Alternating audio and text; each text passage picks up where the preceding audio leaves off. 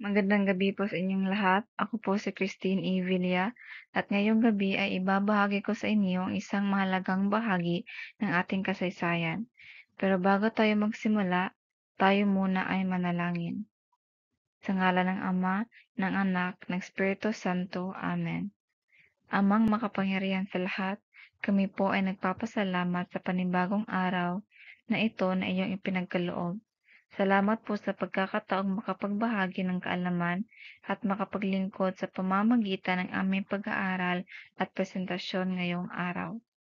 Gabayan niyo po ako bilang tagapagsalita upang aking maipahayag ng malinaw at may kumpiyansa ang mga impormasyong aking inihanda. Naway maging bukas ang isipan ng bawat makikinig upang kanilang maunawaan at mapalagahan ang aming paksa. Bigyan niyo rin po ako ng kalakasan ng loob, kapanatagan ng isip, at kasimplihan ng pananalita upang ang aking pagbabahagi ay maging makabuluhan at inspirasyon sa iba. Ang lahat ng ito ay aming inihiling sa inyong banal na pangalan. Amen. So sa gabing ito, ating talakayin ang isa sa mahalagang bahagi ng ating kasaysayan, ang panitikan sa panahon ng Amerikano. Susuriin natin ang mga katangian nito, mahahalagang kaganapan, kilalang manunulat at pati na rin ang mga hamak na dakila o mga manunulat na tahimik ngunit may malalim na ambag. Ito po ang mga layunin natin para sa talakayang ito. Una, maipaliwanag ang mga katangian ng panitikan sa panahon ng Amerikano. Pangalawa, matukoy ang mga mahahalagang kaganapan sa larangan ng panitikan sa panahong ito. Pangatlo, makilala ang mga kilalang manunulat at ang kanilang mga akda. Pang-apat, mapahalagahan ang mga kontribusyon ng mga hamak ngunit dakilang manunulat. At ang panghuli ay ating maunawaan ang epekto ng kolonisasyon sa anyo at layunin ng panitikan noon. Panitikan sa panahon ng Amerikano. Pagkatapos ng pananakop ng mga Espanyol, dumating ang mga Amerikano sa Pilipinas noong 1898 matapos ang Treaty of Paris.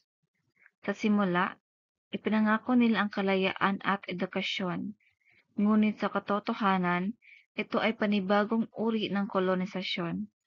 Naitatag ang mga pampublikong paaralan, pinalaganap ang wikang Ingles, at dumami ang mga pahayagan at akdang pampanitikan. Gayunpaman, maraming Pilipino ang tumutol at patuloy na lumaban sa pamamagitan ng panitikan. Sa panahong ito, ang panulat ay naging sandata, ang mga manunulat ay gumamit ng tula, sanaysay at dula upang ipahayag ang damdaming makabayan at hangaring makalaya sa dayuhang pamumuno. Mga katangian ng panitikan sa panahon ng Amerikano. Bago natin talakayin ang mga manunulat at kanilang mga akda, mahalaga munang maunawaan kung ano ang naging mukha o katangian ng panitikan noong panahon ng Amerikano. Dahil sa pagbabago ng panahon at sistema ng pamalaan, nagbago rin ang tono at layunin ng panitikan sa panahong ito. Hindi na ito basta kwento lamang. Ito ay naging daluyan ng damdamin, adhikain at paninindigan ng mga Pilipino. So, heto ang mga katangian ng panitikan sa panahon ng Amerikano. Una ay ang hangaring makamit ang kalayaan. Sa kabila ng bagong pananakop ng mga Amerikano, nanatiling layunin ng mga manunulat ang pagpapalaya sa bansa. Gumamit sila ng panitikan bilang sandata para magmulat sa mga Pilipino at panatilihing buhay ang adhikaing makamit ang kalayaan.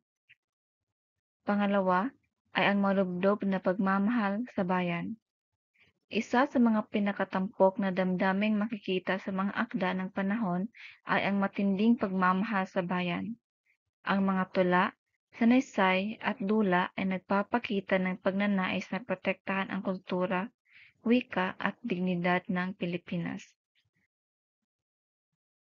Pangatlo ay ang pagtutol sa kolonyalismo at imperyalismo. Maraming panitikan ang naging tahasang tumutuligsa sa bagong mananakop. Ang mga manunulat ay hindi natakot magsalita laban sa mga hindi makatarungang patakaran at pang-aabuso ng mga Amerikano. Gamit ang panitikan, kanilang ipinaglaban ang karapatang pantao at kalayaan ng sambayanan. Mga Thomasites.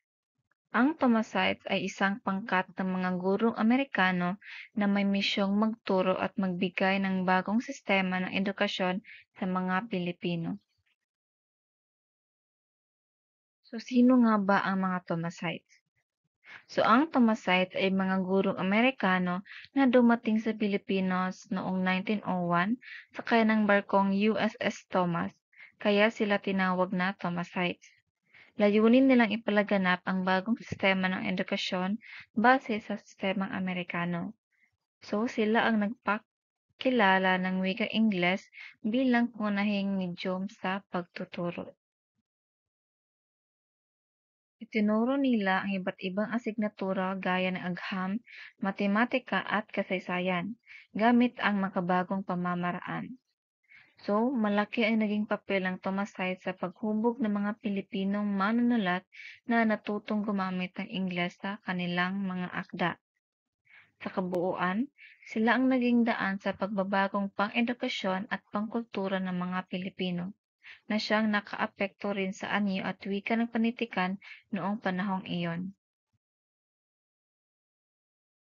Matapos nating malaman ang mga katangian ng panitikan noong panahong iyon, mahalaga ring unawain kung anong mga damdamin o ideolohiya ang nanaig sa mga akda at isipan ng mga Pilipino. Narito tayo sa diwang nanaig sa panahon ng Amerikano. So, mga diwang nanaig sa panahon ng Amerikano. Una ay ang nasyonalismo. Sa kabila ng pananakop ng mga Amerikano, lumalim ang damdaming makabayan ng mga Pilipino. So, ang panitikan ay naging daluyan upang ipahayag ang pagmamalasakit sa bayan at pagkakaisang laban sa dayuhan. Kalayaan sa pagpapahayag. Bagaman may limitasyon, pinahintulutan ng mga Amerikano ang mas malayang pagpapahayag ng damdamin at opinyon.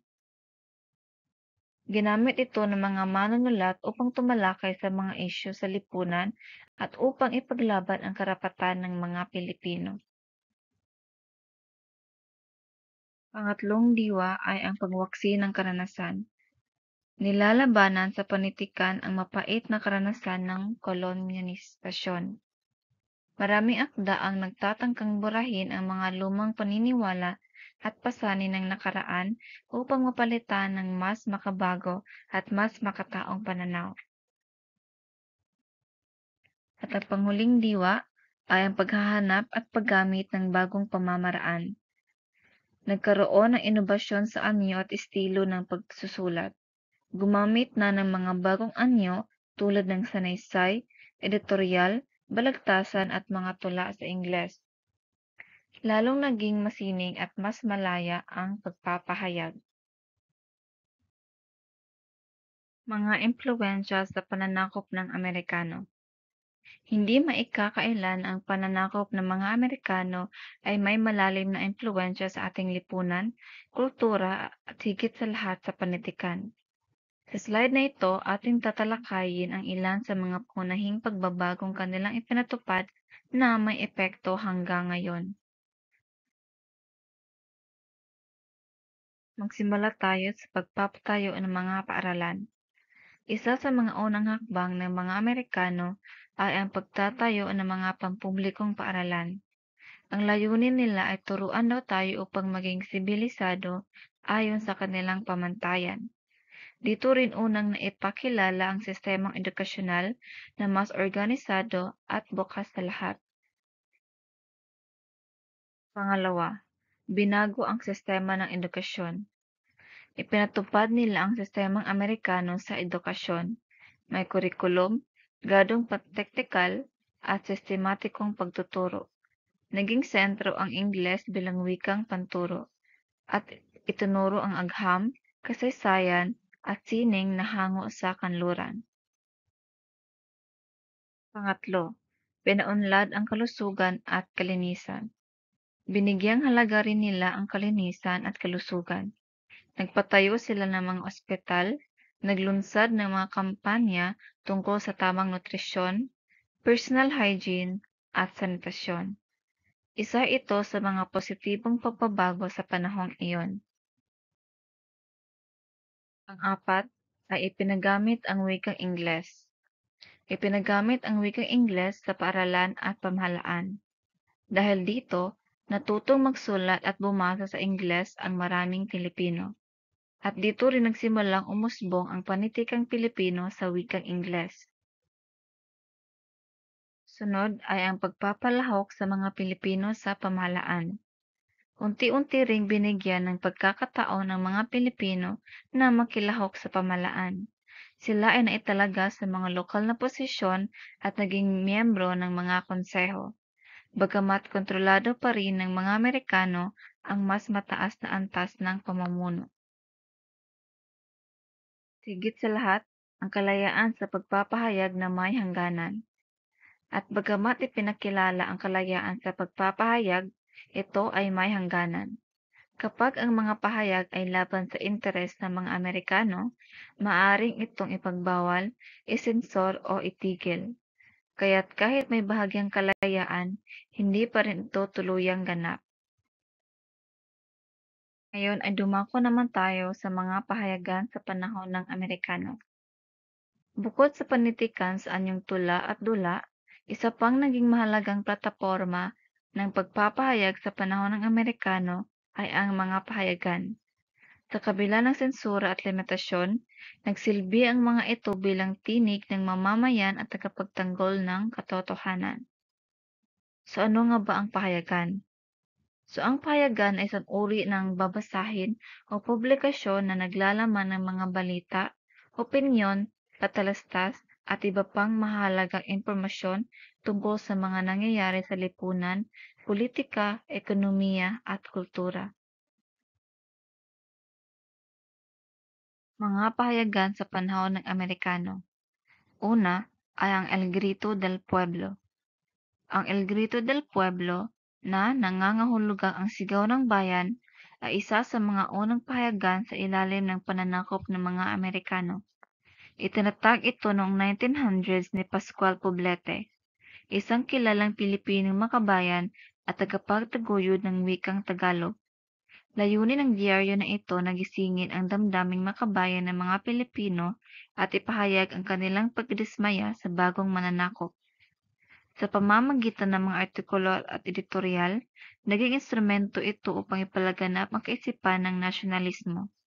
Bagamat sinulat sa wikang Espanyol, ito ay sumasalamin sa tunay na saloobin ng mga Pilipino sa panahong iyon, ang patuloy na paghahangad ng kalayaan mula sa mananakop.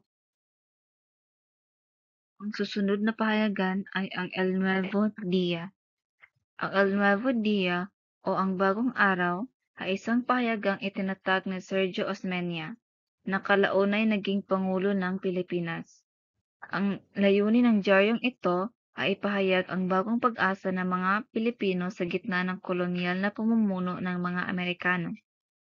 Sa kabila ng kanyang positibong pamagat, ang mga nilalaman nito ay matapang at mapanuri, partikular sa mga pulisiya ng mga Amerikano na hindi makatarungan. Dahil dito, ilang beses itong isinara o sinuspende ng mga otoridad. Subalit ang paninindigan ni Osmeña ay nagsilbing inspirasyon sa maraming Pilipino at naging simbolo ito ng pagpupunyagi para sa isang malaya at makatarungang lipunan.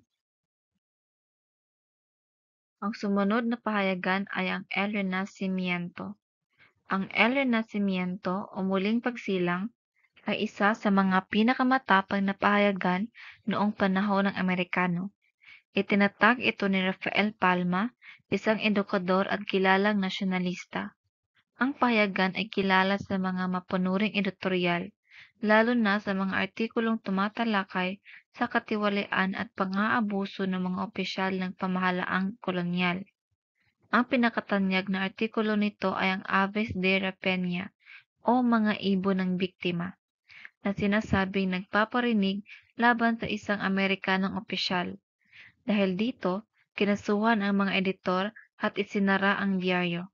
Gayunpaman, kinikilala ito ngayon bilang simbolo ng malayang pamamahayag at ng tapang ng mga Pilipino sa harap ng pananakot. At ang panghuling payagan ay ang Manila Daily Bulletin. Ang Manila Daily Bulletin ay isang payagang sinulat sa wikang Ingles at itinatag noong panahon ng Amerikano. Sa una, ito ay tumutugma sa layunin ng pamahalaang kolonyal. Ipakalat ang mga patakaran at balita sa paraang hindi taliwas sa interes ng mga Amerikano. Ngunit habang tumatagal, ito ay naging isang mahalagang plataporma ng balita at impormasyon para sa mga Pilipino, lalo na sa mga edukadong nakakaintindi ng Ingles. Bagamat hindi kasing tapang ng ibang pahayagan sa pagpunat sa pamalaan, ito ay naging bahagi pa rin ng kasaysayan ng pamamahayag sa bansa. Sa katunayan, ito ay isa sa mga pahayagang aktibo at tinitingala pa rin hanggang sa kasalukuyan. Ang mga pahayagan noong panahon ng Amerikano ay naging mahalagang daluyan ng panitikan, opinyon at impormasyon. Bagamat may kalayaan sa pagpapahayag, ito ay mga hangganan ito ay may hangganan kapag lumalabag sa interes ng mga Amerikano. Kaya naman, hindi lang mga manunulat ng tula at sanaysay ang naging bayani sa panitikan, kundi pati na rin ang mga mamahayag na ginamit ang kanilang papel upang ipaglaban ang bayan. Ang mga pahayagang ito ay naging mahalagang bahagi ng kasaysayan, hindi lang bilang tagapaghatid ng balita, kundi bilang dalawyan ng tapang, katotohanan at diwang makabayan. Sunod na ating tatalakayin ay ang tatlong pangkat ng mga manunulat. Sa panahon ng Amerikano, naging mas makulay at mas malawak ang mundo ng panitikan sa Pilipinas. Isa sa mga mahalagang pagbabagong ito ay ang pagkakahati ng mga manunulat sa tatlong pangunahing pangkat batay sa wikang kanilang ginamit at sa impluwensyang kanilang tinanggap. Tatlong pangkat ng mga manunulat. Una ay ang Makakastila. Ang mga manunulat na kabilang sa pangkat ng Makakastila ay yaong mga nagpatuloy sa paggamit ng wikang Espanyol bilang medyum ng kanilang panitikan kahit matapos ang pananakop ng mga Kastila. Marami sa kanila ay naimpluwensyahan ng mga akda ni na Jose Rizal at Marcelo H. del Pilar. Ang kanilang panulat ay karaniwang tumatalakay sa nasyonalismo, pagkamakabayan, at pagbatiko sa kolonyal na pamalaan. Bagamat humina na ang paggamit ng Espanyol sa panitikang Pilipino sa panahong ito, ang mga manunulat na ito ay patuloy na nagsusulat sa Espanyol bilang simbolo ng kanilang intelektual at pampulitikang paninindigan. Sila ang nagsilbing tulay sa panitikang lumago noong panahong Kastila patungo sa bagong anyo ng panitikan sa ilalim ng mga Amerikano. Pangalawa ay ang Maka-Ingles. Ang mga Maka-Ingles na manunulat ay produkto ng bagong sistema ng edukasyon sa ilalim ng mga Amerikano kung saan ginamit ang mga wikang Ingles bilang pangunahing wika sa pagtuturo. Sa mga paaralang pampubliko at kolehiyo, maraming kabataang Pilipino ang natutong magsulat ng mga sanaysay, maikling kwento at tula sa Ingles. Ang mga manunulat na ito ay humugot ng estilo mula sa mga banyagang modelo ng panitikan, tulad ng mga Amerikanong makata at manunulat. Bagamat may agam-agam ang ilan sa paggamit ng wikang Ingles, naging instrumento pa rin ito upang mailahad ang mga damdamin, pananaw at karanasan ng mga Pilipino sa isang makabago at internasyonal na paraan. Isa rin itong patunay sa kakayahan ng mga Pilipino na umangkop at lumikha sa kabila ng kolonisasyon. At hindi pahuhuli ang Makatagalog. Ang pangkat ng mga Makatagalog na manunulat ay yaong patuloy na ginamit ang wikang katutubo, partikular ang Tagalog, sa kanilang mga akda bilang anyo ng paglaban sa dayuhang impluwensya. Kabilang sa kanilang inspirasyon ang mga klasikong akda tulad ng Florante at Laura ni Francisco Baltazar at Urbana at Felisa ni Modesto de Castro. Ang kanilang mga likha ay puno ng damdaming makabayan at layuning panatilihin ang kultura, wika at dignidad ng mga Pilipino sa gitna ng pagbabago. Sa kabila ng pag-usbong ng Ingles at pananatili ng Espanyol, pinili ng mga Makatagalog na panatilihin ang sariling wika bilang daluyan ng katutubong karunungan, damdamin at adhikain. Ang grupo ng mga manunulat na ito ang naging pundasyon ng modernong panitikang Pilipino sa wikang Tagalog. Ngayon, pumunta tayo sa mga dulang ipinatigil. Bago pa man lumaganap ang mga pelikula at social media, isa sa mga pangunahing anyo ng panitikan na ginamit upang maipahayag ang damdaming makabayan ay ang dula. Sa mga entablado noon, itinatanghal ang mga kwento ng pakikibaka ng mga Pilipino laban sa mga dayuhan. Ngunit hindi lahat ng dula ay tinanggap ng mga kolonyal na otoridad. Marami sa mga ito ay pinatigil dahil sa lantaran nilang ipinapakita ang katotohanan at damdaming makabayan ng mga manunulat at manonood. Ilan sa mga pinakatanyag na dulang ito ang tatalakayin natin ngayon. Mga dulang ipinatigil. Una ay ang kahapon, ngayon at bukas. Ang kahapon, ngayon at bukas ay isang makabayang dula na isinulat ni Aurelio Tolentino noong 1903. Isa ito sa mga pinaka-impluwensyang dula sa panahon ng Amerikano sapagkat lantaran nitong kinekwestiyon ang pananakop at nagpapakita ng pagnanais ng mga Pilipino na makalaya. Sa dulang ito, ginamit ni Tolentino ang simbolismo upang ilarawan ang kasaysayan ng Pilipinas, which is kahapon, ang kasalukuyang kalagayan nito, which is ngayon, at ang inaasam na malayang kinabukasan, which is bukas. Kaya ito tinawag na kahapon, ngayon at bukas. Isa sa mga kontrobersyal na eksena ay ang pagkapunit ng watawat ng Amerika sa entablado na itinuturing na isang radikal na akto. Dahil dito, si Tolentino ay inakusahan ng sedisyon at nakulong. Ang dula ay ipinatigil ng mga otoridad sapagkat malinaw ang mensaheng antikolonyal at maaaring mag-udyok ng rebelyon. Pangalawa ay ang Tanikalang Ginto. Ang Tanikalang Ginto ay sinulat ni Juan Abad noong 1902. Isa rin itong dula na may temang makabayan na nagpapakita ng pagkaalipin ng mga Pilipino sa ilalim ng dayuhang pananakop. Ginamit sa dula ang tanikala o kadena bilang metapora ng kolonyalismo at ang ginto ay sumisimbolo sa dangal, kalayaan at yaman ng sariling kultura. Ang mga tauhan sa dula ay kinakatawan ng mga sektor ng lipunan at sa kanilang dialogo ay malinaw na ipinapahihiwatig ang pagpupunyagi sa kalayaan. Sa kabila ng pagiging maingat at simboliko, nakita ng mga Amerikano ang tunay na mensahe nito kaya ito ipinasira at ipinagbawal. Si Abad ay inaresto rin ngunit kalaon ay pinawalang sala. Pangatlong dula ay ang Malaya. Ang Malaya ay isang dula na isinulat ni Tomas Remedio, isang manunulat na kilala sa kanyang mga gawaing pampanitikan na may makabayang tema. Tulad ng pamagat nito, tinatalakay sa dula ang malalim na kahulugan ng pagiging malaya at kung paanong ang mga Pilipino ay patuloy na lumalaban para rito sa kabila ng bagong uri ng kolonisasyon. Hindi direktang binanggit ang mga Amerikano sa dula, ngunit ang tema at tono nito ay malinaw na tumutuligsa sa pananakop at nagsusulong ng ideya ng kalayaan. Dahil dito, ipinagbawal ang pagtatanghal nito sa mga pampublikong entablado at isinasailalim sa mahigpit na sensura. At ang panghuling dula ay ang walang sugat. Ang walang sugat ay isang sarswela na isinulat ni Severino Reyes, na kilala rin sa pangalang Lola Basyang.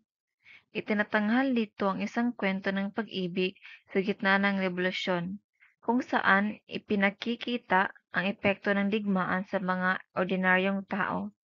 Bagamat may romantikong tema, tagos sa damdamin ang mensaheng makabayan nito. Inilalarawan sa dula ang paghihirap ng mga Pilipino sa ilalim ng mga mananakop at ang kanilang kagustuhang lumaya. Isa sa mga dahilan kung bakit ito ipinagbawal ay dahil sa kakayahan nitong pagkaisahin ang damdaming makabayan ng manonood, lalo na sa mga kabataang Pilipino. Sa kabila ng pagbabawal, nanatiling isa ito sa mga pinakatanyag na sarswela sa kasaysayan ng panitikang Pilipino. Sunod na diskusyon ay ang panitikang patula sa panahon ng Amerikano. Bago ko po ipaliwanag ang iba't ibang uri ng tula na umusbong noong panahon ng mga Amerikano, nais ko muna pong ipaliwanag kung ano nga ba ang tinatawag nating tula. So ang tula ay isang anyo ng panitikan na masining na nagpapahayag ng damdamin, ideya at karanasan. Karaniwang itong may sukat at tugma at gumagamit ng matatalinghagang salita upang maging mas malalim at mas makapangyarihan ang dating ng mensahe sa mga mambabasa o tagapakinig. Sa pamamagitan ng tula na ipapahayag ng makata ang kanyang saloobin, maaring ito ay tungkol sa pag-ibig, kalikasan, kabayanihan, lungkot, o maging komentaryo sa lipunan. Sa panahon ng Amerikano, naging mahalagang daluyan ang tula ng damdaming makabayan ng mga Pilipino. Ginagamit ito upang itaguyod ang sariling wika at kultura, upang tutulan ang kolonyalismo, at upang patuloy na ipaglaban ang kalayaan kahit sa paraang masining. Ngayon, atin ang tatalakayin ang iba't ibang uri ng tula na naging tanyag at makabuluhan sa panahong ito. Una ay ang tulang pangkalikasan. Ang tulang pangkalikasan ay isang talakay sa kagandahan, kahalagahan, at kapangyarihan ng kalikasan. Layunin nitong gisingin ang kamalayan ng tao sa kahalagahan ng kalikasan sa buhay ng sangkatauhan. Karaniwang ginagamit ng mga makata ang kalikasan bilang simbolo ng damdamin o kaisipan. Maaaring ilarawan ang bundok bilang katatagan, ang dagat bilang damdamin, o ang hangin bilang kalayaan. Sa ilalim ng pananakop ng Amerikano, ginamit din ang kalikasan bilang simbolikong protesta sa pananamantala at pagkasira ng likas na yaman. Kabilang sa mga makatang nagsulat ng ganitong uri ay sina Jose Corazon de Jesus na Ang Bato, Lope K. Santos Ang Bundok, at Amado V. Hernandez Ang Panahon, na pawang nagpapahayag ng malalim na pagmamasid sa kalikasan at sa lipunang ginagalawan. Sunod na tula ay ang tulang liriko o padamdamin. Ang tulang liriko o padamdamin ay tumututok sa paglalantad ng pansariling damdamin ng makata. Isa itong tula na hindi naglalayong magkwento ng pangyayari, kundi damhin at ipahayag ang loob, kaligayahan man, pangungulila, puot, pag-ibig at pananalig. Kadalasan itong maikli, ngunit puno ng damdamin at talinghaga. Sa panahon ng Amerikano, lalo itong naging makapangyarihan dahil sa maraming makata ang ginamit ito upang ilabas ang kanilang saloobin sa bagong sistemang kolonyal. Kabilang sa mga anyo nito ay ang soneto, na 14-linyang tula na may matinding damdamin, at eleheya, na tula ng pananangis para sa yumao. Ilan sa mga makata sa uring ito ay sina Manuel A. Viray at Bienvenido Ramos, na kapwa sumulat ng mga elehiya na tumatalakay sa kawalan ng minamahal at ang pagbubulay sa kahulugan ng buhay at kamatayan. Sunod na tula ay ang tulang pasalaysay. Ang tulang pasalaysay ay tula ng sasalaysay ng isang kwento o pangyayari. Katulad ito ng maikling kwento, ngunit sa halip na prosa, ginagamitan ito ng mga berso o sukat at tugma. May mga tauhan, tagpuan at banghay din ito, ngunit nakabalot sa anyong patula. Sa ilalim ng pananakop, ginamit ito ng mga manunulat upang ikwento ang mga karanasan ng mga Pilipino, ang kanilang paghihirap, pag-ibig, kabayanihan at paniniwala. Isa itong epektibong paraan upang mailahad ang mga aral sa buhay at kabayanihan sa paraang madaling matandaan ng mambabasa. Ang ganitong uri ng tula ay naging mahalaga rin sa mga pagtatanghal sa baryo at paaralan, kung saan ipinakikilala ang kasaysayan at kultura sa masining na pamamaraan. At ang pang-apat na tula ay ang tulang pandulaan. Ang tulang pandulaan ay isang uri ng tula na isinulat upang itanghal sa entablado. Ito ay karaniwang may dialogo, kilos at minsan ay sinasamahan ng musika at sayaw. Layunin nitong aliwin ang madla habang pinapakita rin ang mga isyong panlipunan, damdaming makabayan o moral na aral. Sa panahon ng Amerikano, muling umusbong ang mga balagtasan, isang masining na pagtatalo sa anyong patula at ang mga sarswela, mga dula na may kantahan at sayawan na may makabayang tema. Ang tulang pandulaan ay naging daluyan ng komentaryong pampulitika at panlipunan, ngunit sa paraang masining at mas madaling tanggapin ng masa. Dahil dito, naging popular ito sa mga entablado ng mga paaralan, plaza at teatro. Isa rin ito sa mga naging takbuhan ng mga makata upang maipahayag ang kanilang saloobin laban sa pananakop, sa paraang hindi direktang bumabangga sa sensura ng mga Amerikano. So, ang itong uri ng mga tula noong panahon ng Amerikano ay nagpakita ng malawak na kakayahan ng panitikan na umangkop, magpahayag at magmulat sa bawat anyo, pangkalikasan man, padamdamin, pasalaysay o pandulaan. Makikita ang masining na pagsasanib ng damdamin at talino ng mga Pilipino. Sa kabila ng pagbabago ng panahon, nanatiling matibay ang tula bilang salamin ng panlipunan, personal at pampulitikang damdamin ng sambayanan. Ngayon naman ay dadako tayo sa ilan sa mga pangunahing manunulat ng tula noong panahon ng Amerikano. Ginamit nila ang kanilang panulat hindi lang upang ipahayag ang damdamin, kundi upang gisingin ang kamalayan ng mga Pilipino. Unang makatang aking ipakikilala ay si Jose Corazon de Jesus, na mas kilala sa sagisag na Joseng Batute. Isa siya sa mga pinakatanyag na makata noong panahon ng Amerikano at kinilala bilang hari ng balagtasan. Isinilang siya noong Nobyembre 22, 1896 sa Santa Cruz, Maynila. Sa kabila ng pananakop ng mga Amerikano at ang pag-usbong ng wikang Ingles, siya ay naninindigan sa paggamit ng wikang Tagalog sa kanya. Isa siya sa mga naging tinig ng nasyonalismo sa punalaang Pilipino. Bilang isang makata, si Jose Corazon de Jesus ay kilala sa kanyang malalim at matalinghagang estilo ng pagsulat. Ginamit niya ang tula hindi lang upang ipahayag ang damdamin ng pag-ibig, kundi upang mulatin ang kaisipan ng mga Pilipino sa isyong panlipunan at sa usapin ng kalayaan. Isa sa kanyang pinakatanyag na akda ay Ang Bayan Ko, isang tula na isinulat bilang protesta sa pananakop. Kalaunan, ito ay nilapatan ng musika at naging isa sa pinakatampok na awit ng protesta noong panahon ng martial law at EDSA Revolution. Inihalin tulad niya ang Pilipinas sa isang ibong nakakulong, umiiyak at naghahangad ng kalayaan. Isa pa sa kanyang kilalang tula ay Ang Bato, kung saan ginamit niya ang imahe ng isang bato bilang simbolo ng tatag ng damdamin at paninindigan ng Pilipino. Kahit pa pinupukpok ng alon o hinahampas ng unos, ang batong ito ay nananatiling matatag, parang isang taong matibay ang prinsipyo at pagmamahal sa bayan.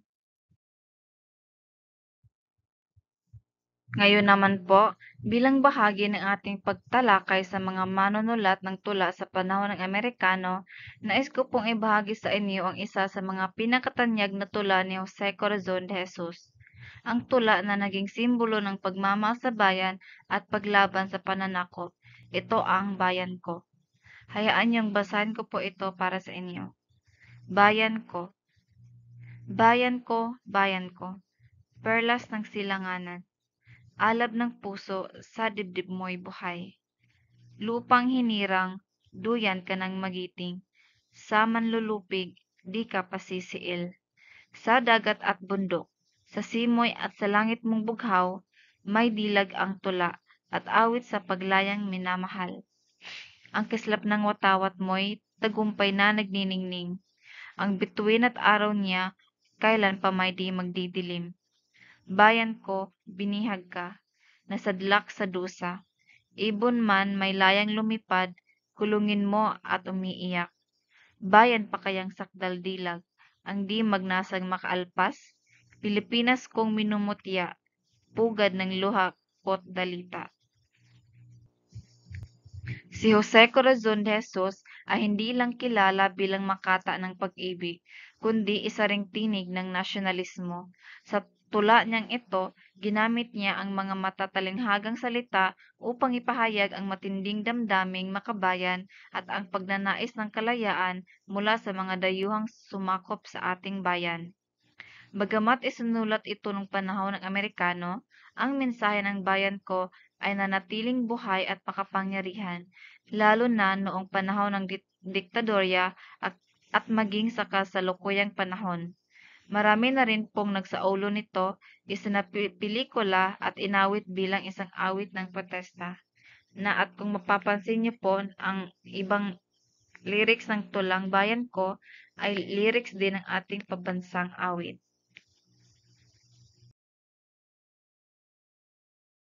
Ang susunod na makatang ating kikilalanin ay si Lope K. Santos.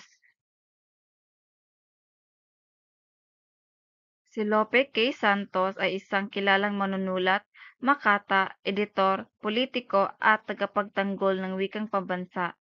Kilala rin siya bilang ama ng balarilang Pilipino dahil sa kanyang malaking ambag sa pagbuo ng unang balarila sa wikang Tagalog. Isinilang siya noong Setyembre 25, 1879 sa Pasig at naging aktibo sa larangan ng panitikan at politika noong panahon ng Amerikano. Isa siya sa mga manunulat na gumamit ng panitikan bilang sandata sa pagsusulong ng nasyonalismo at katarungang panlipunan. Bukod sa kanyang pagiging makata, siya rin ay sumulat ng kauna-unahang nobelang panlipunan sa Pilipinas, Ang Banaag at Sikat, na tumatalakay sa karapatan ng mga manggagawa, sosyalismo at pagkakapantay-pantay sa lipunan. Bagamat nobela ito, itinuturing itong makabago at mapanghas sa panahong iyon. Bilang makata, sumulat din siya ng mga tulang may temang kalikasan. Isa sa mga ito ay ang bundok, kung saan inilarawan niya ang bundok bilang simbolo ng katahimikan, dangal at katatagan, mga katangiang dapat taglayin ng bawat Pilipino. Sa tula, makikita rin ang pagsasalarawan ng likas na yaman bilang isang bagay na dapat pangalagaan at ipagmalaki. Bukod pa riyan, si Lope K. Santos ay naging bahagi rin ng Senado at isinulong niya ang paggamit ng sariling wika sa mga opisyal na dokumento at edukasyon. Dahil dito, kinilala siya bilang isa sa mga naging pundasyon ng modernong wikang Filipino. Sa kabuuan, si Lope K. Santos ay hindi lamang makata ng kalikasan o lipunan. Siya ay isang makatang makabayan na ginamit ang kanyang talino at panulat upang ipaglaban ang karapatan, wika at pagkakakilanlan ng mga Pilipino. Ngayon naman po ay nais kong ibahagi ang isa sa mga tulang isinulat ni Lope K. Santos, ang pinamagatang Ang Bundok. Sa tula pong ito, ginamit ni Santos ang imahe ng bundok hindi lamang bilang bahagi ng kalikasan, kundi bilang simbolo ng katahimikan, katatagan at dangal ng isang tao o ng isang bayan. Hayaan niyong basahin ko po ito. Ang Bundok, din Lope K. Santos. Ang bundok ay bantayog ng katahimikan. Sa tuktok nito'y tanaw ang buong kapatagan. Dito'y nagmula ang ilog at batisan, at dito rin bumabalik ang ulap at ulan. Sa lilim ng mga puno'y may awit ang ibon. Maihip ng simoy, may ganda ng alon. Ang bundok ay yaman ng sangkalikasan. Pusong di ginambala ng ingay ng bayan. Sa panahon ng unos, siya'y nananatili, di sumasabay sa sigaw ng hilahil. Simbolo ng lakas, ng dangal at pag-ibig, ang bundok ay diwa ng puso't panaginip. So sa unang saknong, inilarawan ang bundok bilang pinagmumula ng ilog, ulan at ulap. Ito ay nagpapakita ng pagiging mapagkalinga ng kalikasan. Ngunit habang binabasa natin ito, mararamdaman din natin na ang bundok ay tila kinatawan ng isang taong matatag, tahimik ngunit may malalim na lakas. Sa gitnang bahagi ng tula, ipinapakita ang kagandahan ng kalikasan, ang awit ng ibon, ang simoy ng hangin, at ang kapayapaang hindi matatagpuan sa maingay na lungsod. Sa paningin ni Santos, ang bundok ay yaman, hindi lang dahil sa lakas ng ganda nito, kundi dahil ito ay larawan ng diwang malaya at marangal. Ang huling saknong naman ay mas malinaw ang mensahe na sa kabila ng unos at ingay ng lipunan, ang bundok ay nananatiling buo, hindi natitinag. Kaya't para kay Lope K. Santos, ang bundok ay sumasagisag sa isang bayan o isang Pilipinong may tibay ng loob at matayog na prinsipyo. Ang tula ay patunay na si Lope K. Santos ay isang makatang hindi lamang sumasalamin sa kalikasan, kundi ginagamit ito upang ipahayag ang kagandahan at katatagan ng damdaming makabayan. Ang susunod na makata na ating tatalakayin ay si Amado V. Hernandez. Si Amado V. Hernandez ay isang kilalang makata, manunulat, mamahayag at kilusang manggagawa. Siya ay itinuturing na makata ng mga manggagawa at isang boses ng panlipunang hustisya noong panahon ng Amerikano at mga sumunod na taon. Isinilang siya noong September 13, 1903 sa Tondo, Maynila. Sa murang edad ay nahilig na siya sa pagsusulat. Lumaki siya sa isang panahong puno ng pagbabago, panahon ng kolonisasyon, laban para sa kalayaan at lumalalang suliraning panlipunan. Kaya naman, ang kanyang mga tula ay naging salamin ng kanyang mga obserbasyon sa lipunan. Hindi tulad ng ibang makata na nakatuon sa pag-ibig o kalikasan lamang, ang mga tula ni Amado V. Hernandez ay puno ng paninindigang politikal, makabayang adhikain at malasakit sa mga maralita. Isa siya sa mga nanguna sa panitikang Pilipino na nagtaguyod ng tinatawag na panitikang panlipunan. Ang panitikang may layunin, may ipinaglaban. Isa sa kanyang kilalang tula ay ang Panahon, kung saan ginamit niya ang kalikasan bilang simbolo ng pagbabago sa lipunan. Sa tula, inilalarawan niya ang panahon bilang isang puwersa ng pag-ikot, minsan maliwanag, minsan madilim, ngunit laging gumagalaw.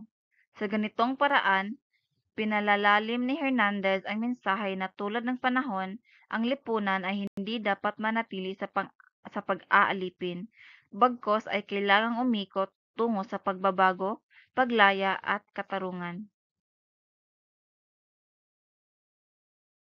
Ilan pa sa kanyang mga tanyag na akda ay ang Isang Lipang Langit na isinulat niya habang nakakulong at Ang Panata sa Kalayaan na nagpapahayag ng matinding pagnanais ng isang bayan na lumaya mula sa tanikala ng pananakop at kawalang katarungan. Ngayon po ay nais kong ibahagi ang isa sa mga tula ni Amado V. Hernandez na pinamagatang Ang Panahon. Tulad ng ibang mga akda niya, ang tula ay may malalim na mensahe tungkol sa buhay, lipunan at pag-asa ng bayan. At babasahin ko po ang tula niya para sa inyo. Ang Panahon ni Amado V. Hernandez. Panahon ay parang agos ng ilog na walang patid.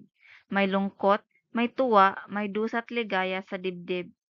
Hindi ito laging araw o gabing pusikit, na pagkatapos ng bagyo'y may araw na sisilip. Ang bawat pag-ikot may aral na hatid. Lahat ng nangyayari ay may dahilan sa langit.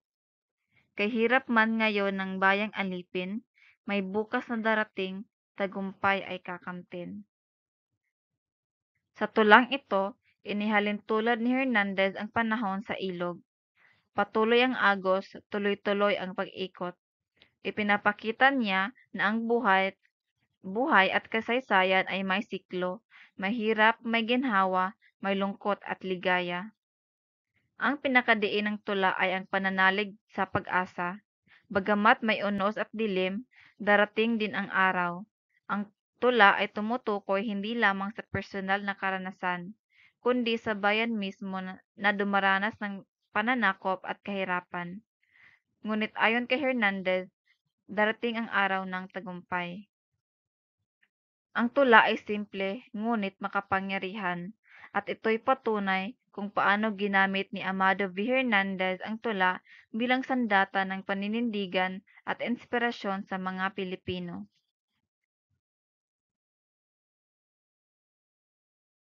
Ang susunod na makata ay si Ildefonso Santos. Si Ildefonso Santos ay isa sa mga kinikilalang makata sa panahon ng Amerikano na sumulat sa wikang Tagalog.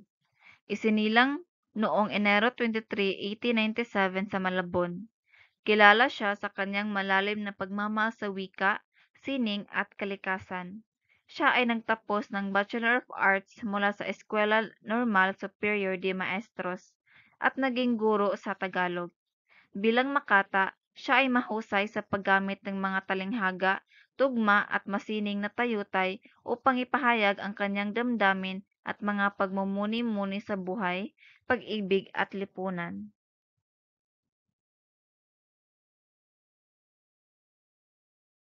Isa sa kanyang mga tanyag na tula ay ang gabi, na nagpapakita ng katahimikan ng gabi bilang sagisag ng pagninilay at damdaming malalim. Madalas niyang gamitin ang mga elemento ng kalikasan tulad ng gabi, hangin, ulan at buwan upang iparating ang mas personal o panlipunang mensahe. Bukod sa pagiging makata, si Santos ay tagapagtaguyod ng wikang pambansa at aktibong nakilahok sa mga kilusang makabansa. Dahil sa kanyang kontribusyon sa panitikang Pilipino, itinuring siya bilang isa sa mga haligi ng makatang Tagalog noong unang bahagi ng ika-20 siglo.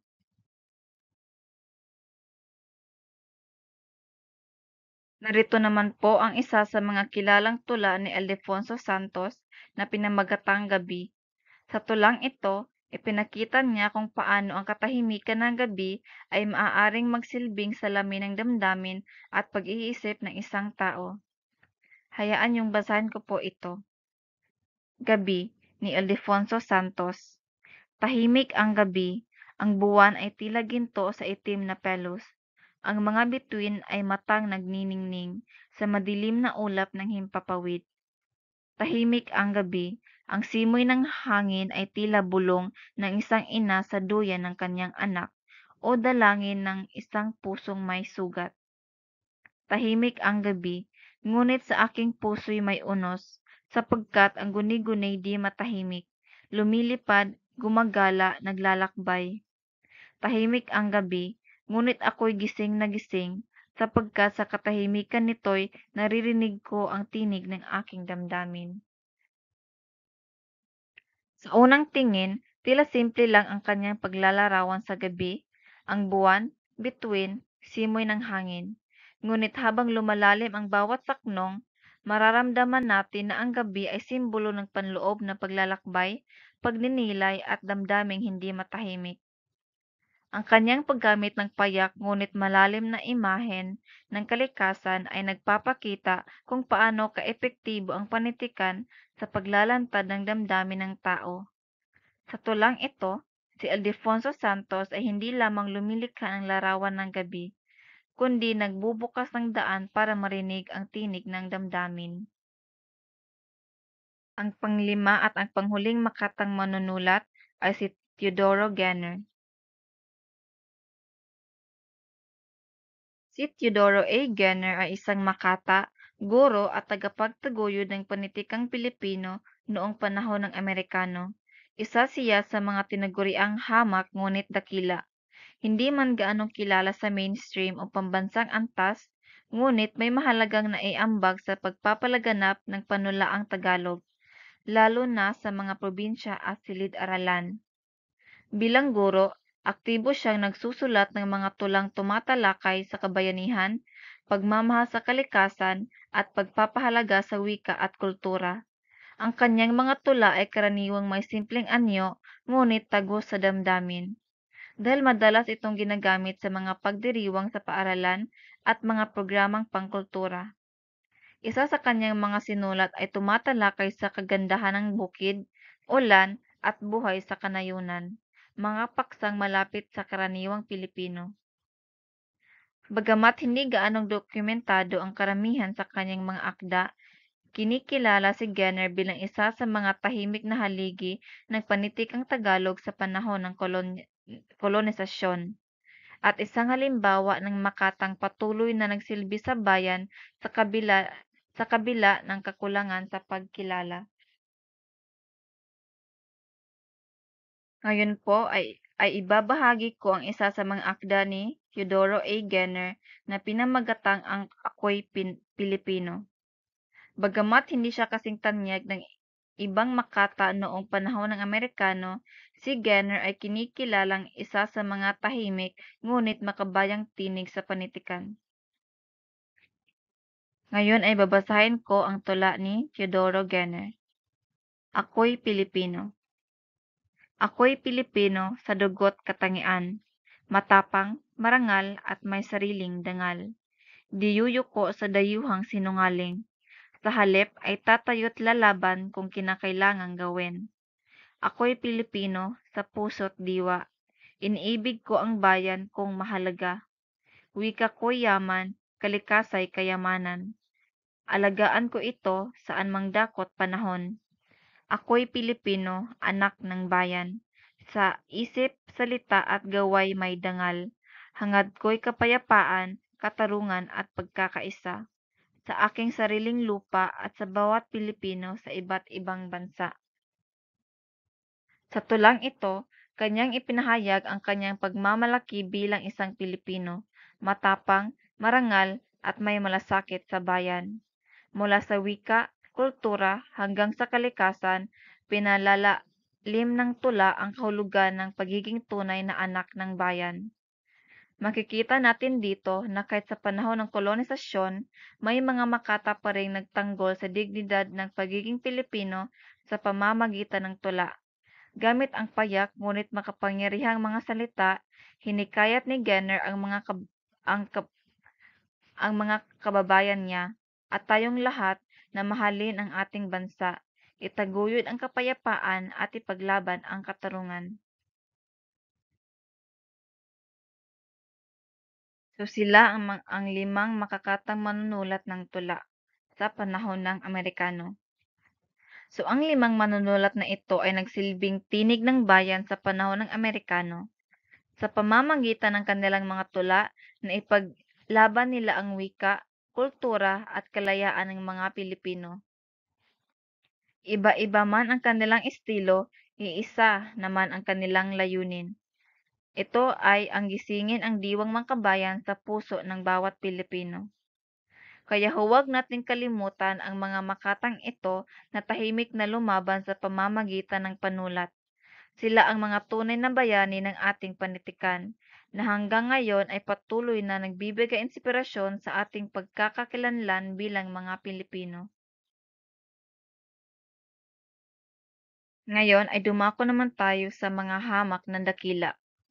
Bukod sa mga kilalang manunulat, mayroon din tayong tinatawag na mga hamak na dakila, mga simpleng mamamayan, guro at kababaihan na tahimik ngunit buong puso ang naging ambag sa panitikan.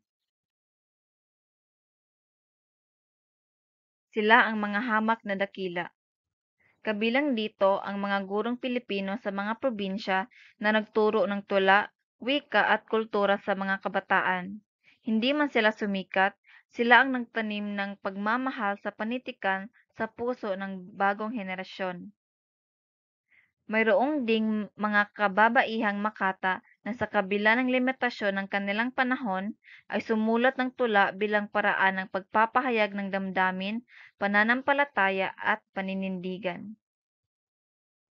At hindi rin natin dapat kalimutan ang mga manunulat na hindi nakapasok sa mainstream ngunit may malalim na kontribusyon sa panitikang Pilipino. Sila ang patunay na ang pagsusulat ay hindi para sa kasikatan, kundi para sa bayan. Sila ang mga hamak na dakila, hindi sikat ngunit tunay na mga mahalaga. At dito po nagtatapos ang aking ulat tungkol sa panitikan sa panahon ng Amerikano. Mula sa mga tanyag na manunulat hanggang sa mga hamak na dakila na tahimik na nagsilbi sa panitikan. Ating nakita na ang panulat ay hindi lamang sining. Ito ay isang anyo ng paglaban, ng pag-ibig sa bayan, at ng pagtanggol sa ating pagkakakilanlan bilang Pilipino. Ang mga tula noong panahong iyon ay naging tinig ng mga walang tinig. Sa gitna ng pananakop, ginamit ng ating mga Makata ang salita bilang sandata. At sa bawat salitang isinulat nila na ipamana sa atin ang isang diwang hindi kailanman magagapi, ang diwang makabayan. Naway maging inspirasyon sa atin ang kanilang halimbawa. Maaring hindi tayo manunulat tulad nila, ngunit bawat isa sa atin ay may tungkulong ipagmalaki at pangalagaan ang ating kultura, wika at kasaysayan. Sa panahon ngayon, ang pagmamahal sa bayan ay maaaring ipakita sa simpleng paraan, sa pag-unawa, pagrespeto at pagpapalaganap ng ating panitikan. Maraming salamat po at naway manatili sa ating puso ang aral na iniwan ng mga makatang Pilipino na ang salita ay may kapangyarihan at ang panitikan ay buhay ng bayan.